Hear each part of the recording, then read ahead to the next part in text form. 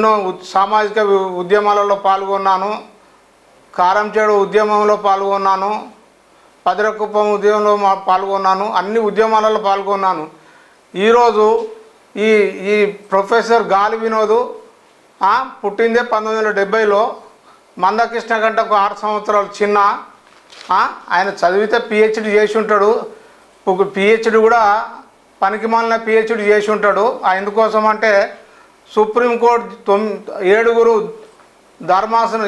జడ్జీల ధర్మాసనాన్ని ఆయన వ్యతిరేకిస్తున్నాడు. ఒక మాదిగ బిడ్డ ఉండి ఎస్సీ సబ్ క్లాసిఫికేషన్ను వ్యతిరేకిస్తున్నటువంటి మూర్ఖుడు, చదువుకున్న గోడ మీద పిల్లి, అవకాశవాది, మాదిగల ద్రోహి. ఈయన ఎంత దమ్మో మందకృష్ణ గారి కాలి గోటి కూడా సరిపోడు. ఈయన పద్మశ్రీ మందకృష్ణ గారిని ఆఫ్టర్ ఆల్ నువ్వు 10th ఫెయిల్ అయిన క్యాండిడేటురా అని